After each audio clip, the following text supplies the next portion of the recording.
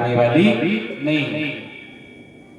महाराज दुर्योधन को क्रोध आ गया। क्रोध ने दुशासन को आदेश दे दिया कि जाकर के जैसे भी हो द्रौपदी को सभा में लाया जाए। दुशासन के विनीत भाव से कहा, लेकिन जब द्रौपदी ने इनकार किया तो उनके केसों को पकड़ करके सभा में ले आए। उसी क्षण द्रौपदी ने संकल्प कर लिया, दोनों हाथ उठा करके, कि मैं अपने इन बालों को उसी क्षण बांधूंगी जब आपकी रक्त से बालों को धुल दूं। ये प्रतिज्ञा कर ली द्रौपदी ने। महाराज श्रुत जी कहते हैं, शौनकादिश उस क्षण 5 पांडव सभा में उपस्थित हैं, लेकिन विवश हैं। विवश के वश से सर झुकाए हैं। द्रौपदी ने सबसे पुकारा कि शरीर से आग्रह किया, लेकिन कोई नहीं सुन रहा। अंत में एक ही शरण में आए गोविंद जी। गोविंद जी से कहने लगी द्रौपदी जी, हाथों को जोड़ करके कि भैया, इस जो आजकल का युग है, इस युग में मेरा कोई दोष नहीं, फिर भी लोग मुझे दोषी बता रहे हैं। कैसे कहती है, किसी एक रोवत देखे आकाश में, आंखें भी आगे न पाप सहेला।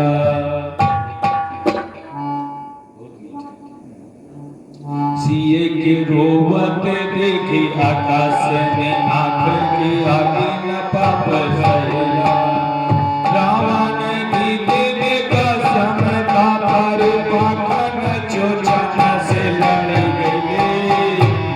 अरे प्रभु, ये हमारे भारत देश में नारी के लिए एक गीत राज जटायु, जो कि रावण की और जटायु में कोई क्षमता नहीं है, फिर भी वो एक स्त्री की लाज बचाने के लिए चोंचों से लड़ गए। कोई हथियार तो था नहीं जटायु के पास, एक ही हथियार था, चोंच। उसी से प्रहार करने लगे। सो भैया, ये वही देश है। कैसे कहते हैं कि देश वो है सब लोग, वो है प्यारा, वो दिन वाका हवा चली गई। लाज बचावे बदे पर नारी की भारत में गिद्धो मर गई।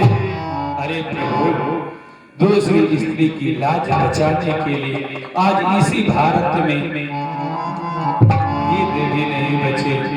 आज सभा में सभी विराजमान हैं, यहाँ तक कि 5 पांडव 5 पति हैं, फिर भी कोई नहीं बचा रहा है। और क्या कहते हैं कि शर्म में रह गई, लाज बिच खोई गई, काहे नहीं करे खला गायले चेहरा। एक पर नारी कथाई हंसे जैसे बाढ़ फूट, जैसे फूटे लफुटेरा। अरे महाराज, ये वही देश है जहाँ पर लोग स्त्रियों का सम्मान करते हैं। आज जब दुर्योधन कहता है कि आकर के मेरी जांघों पे बैठ जाओ, वस्त्र विहीन कर रहा है, फिर भी लोग हंस रहे हैं। ये महाराज वही देश है। तो कहती है कि कस जुग रहले, कस रोग रहले, ये देश हवे अब लोग भले मेरा। सुन लीजिए, त्रेता बीच सीता भव जाई की, आभूषण न चीन पहले लक्ष्मण देवरा। अरे जिस समय त्रेता युग में बंधुओं, आभूषण जो सुग्रीव को मिला हुआ था, जब रावण जनक नंदिनी को लेकर के आकाश मार्ग से उड़ा, तो अपना आभूषण निकाल करके और एक पोटली बना करके गिरा दिया, और वो पोटली महाराज सुग्रीव को मिली। सुग्रीव ने जब प्रभु राघवेंद्र सरकार को दिखाया, प्रभु राघवेंद्र सरकार ने भैया लखन लाल से पूछा कि भैया ये क्या जनक नंदिनी के जेवर है? लक्ष्मण जी ने हाथ जोड़ा, भैया मैंने तो अभी तक भाभी माँ के केवल चरण देखे, अभी तक मैंने अपनी भाभी माँ के केवल चरण देखे, आभूषण कैसे पहचाना? सुमरत द्रौपदी जी कहती हैं कि ये वही देश है जहां पर देवर ने अपनी भौजाई की कोई आभूषण नहीं छीन पाए। आज वही देवर हैं जो कि मुझे वस्त्र विहीन करना चाहते हैं। तुरंत दुर्योधन बोल पड़े, रे द्रौपदी ये क्या कर रही हो? सुनो, 5 पति रही ले थोर। अरे द्रौपदी, 5 पति रही ले थोर, चले अब 100 पति मिले गए। 64 नाहर ले धर्म, तोहरे पर राम सहायक भइले। ओ ध्यान स्वयं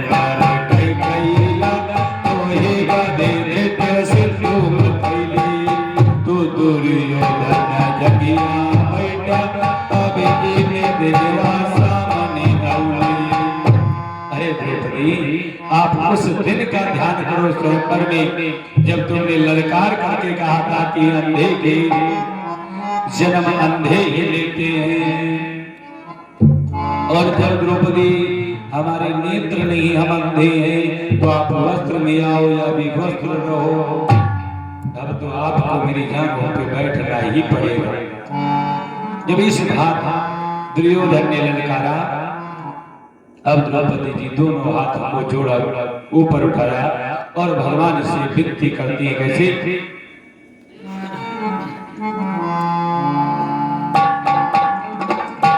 कि जुग की यही ऊंची अदालत, अपराध बिना अपराध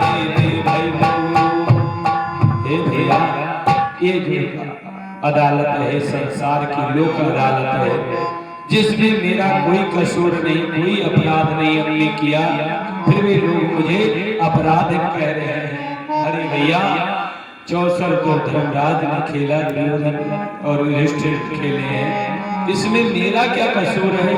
लेकिन लोग मुझे अपराध कसूरवार ठहरा रहे हैं। बड़े अधीन भाव से विनती करती हैं कि खोल के जांघ दिखावा के बाबा, कड़ी काका ही कहीं कोरा वाल गलू। अरे महाराज, बार बार मुझे गाली शब्द दे रहे हैं दुर्योधन, और कहते हैं आकर के मेरी पैरों पे बैठ जाओ। भैया मेरा क्या अपराध है? और ये नहीं जे बड़ का ससुरो फुसुरो, सबके आगवा गए बचे गलू। ओहे मेरे ना चाहवा गए, हे मेरे ना चाहवा गए, कहाँ को कोई असुरिया वाल गलू। भगवान का और द्रौपदी जी का एक रिश्ता है, भाई और बहन। तो कहती है कि हे भैया,